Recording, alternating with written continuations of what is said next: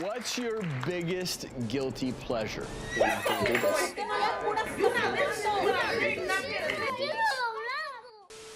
For a very long time, my guiltiest pleasure was these videos. I absolutely loved watching these parents suffer when they tutored their kids because I was right there. I was the kid in those videos. Can I ask you why you feel really upset?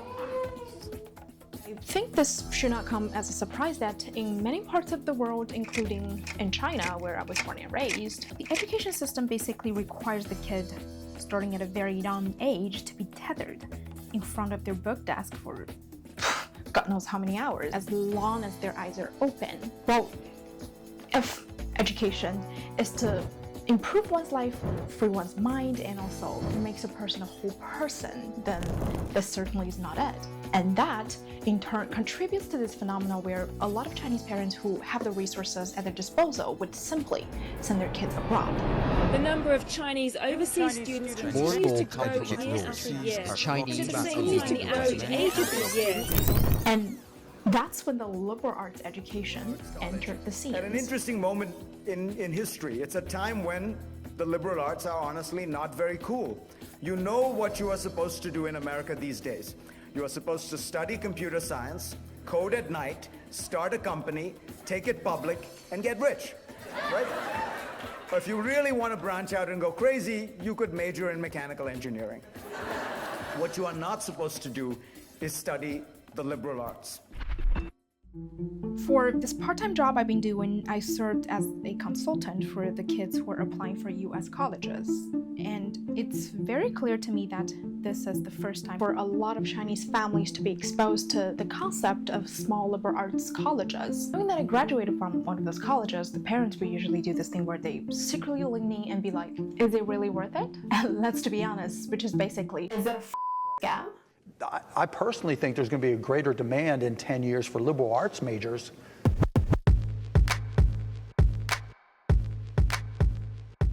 So, what even is a liberal arts education? Online sources in both Chinese and English are like vague as full of these empty fancy terms like well-rounded education, expansive intellectual grounding, all sorts of humanistic inquiry, etc. And it wasn't until I conducted this research that I realized this concept is so vague. It's precisely because humans have never ever agreed on the purpose of a liberal arts education. So, for most of human history, education was indeed about job training. Rulers teach their kids how to rule, farmers teach their kids how to farm, hunters teach their kids how to hunt, and Kardashians teach their kids how to be Kardashians. Perfect cycle, there's nothing wrong with that. And around the 5th century BC, some of the Greek city-states, well, most notably Athens, created this new form of government called democracy, so that power is in the hands not of the minority, but of the whole people. And with this new form of government comes the need for a new form of education, because now, not only the rulers, everybody, farmers, hunters, ancient Greek Kardashians, all have to learn how to rule. They have to be trained properly through a broad education to run their own country. And a couple centuries after the dots were finally connected, people realized how important a broad education is to liberty. The Romans therefore coined a term for it. They named it a liberal education, using the word liberal in its original Latin sense, meaning of or pertaining to free men. However, we humans love to quarrel, and from even the very beginning in ancient Greece, we have never ever agreed on the purpose of a liberal education. And as usual, we were divided into two camps. Camp number 1, the philosophers, led by Plato and his followers such as Aristotle. Pursuing knowledge in its purest form, they believed in learning for the sake of learning and considered education, or more specifically, the dialectic mode of reasoning, as the way to the search of truth. In another word, they did all the thinking in their sexy little brains for their own sexy little brains, not for anyone else. Not for the hunters, farmers, rulers, nor the ancient Greek Kardashians, the hopeless romantic. And camp number 2, the orators, led by Socrates and his followers. And of course, they were the practical realists. They believed that education Well, here it's important to know that for them, education is no longer the dialectic reasoning, but the arts of rhetoric and the beauty of morality. They believe that such an education could help people make a good living and arrive at virtues. That is to say, they did all the thinking out loud just so they could persuade and convince people about who they should love, how they should behave, and what they should do with their random, meaningless little lives. And these are the very practical skills politicians, lawyers, and merchants needed, or need, even today. Generally speaking, this more practical rationale gained the upper hand in history. But it is also important to break free from our very binary thinking and to recognize that these two schools of thoughts were never mutually exclusive. And in fact, the liberal education, like a pendulum, is always swinging in between and trying to find the balance.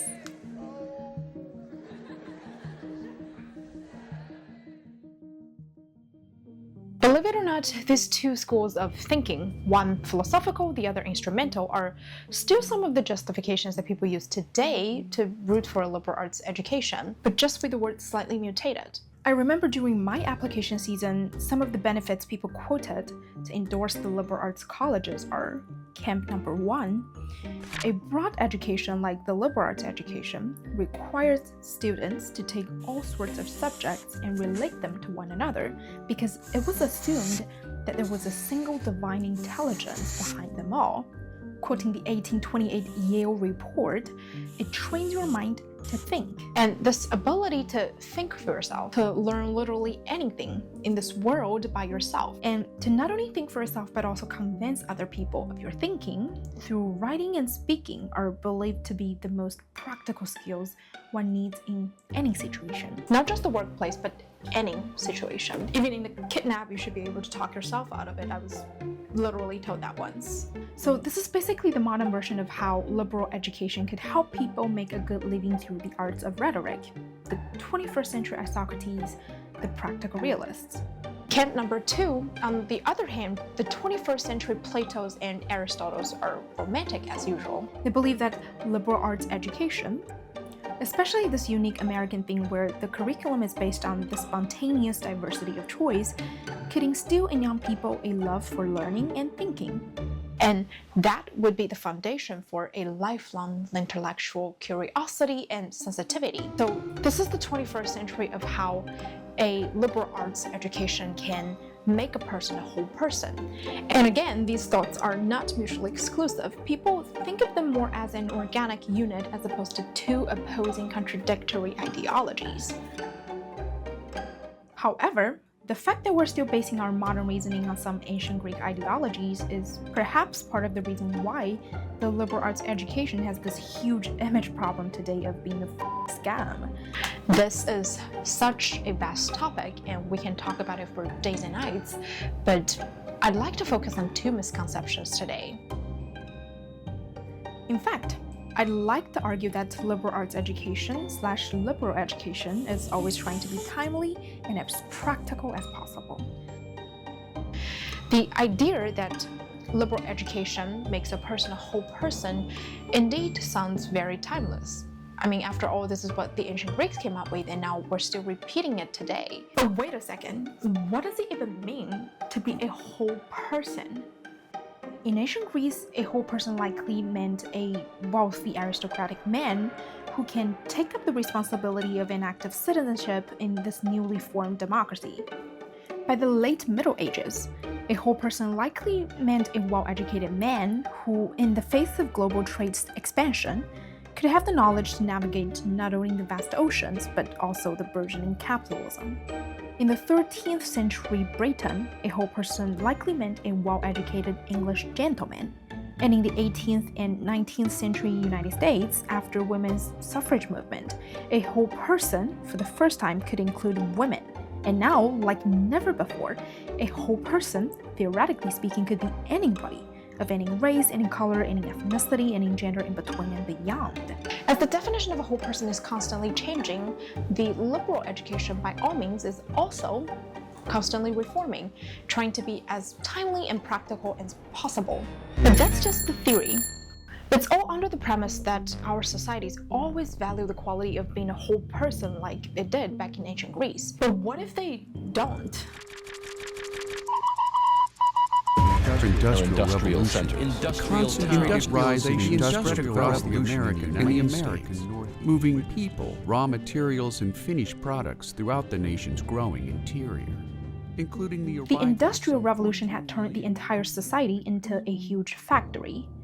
And as Vietnam's Songbird commented, this new factory system no longer needs people to be the whole people, and all it needed was part humans.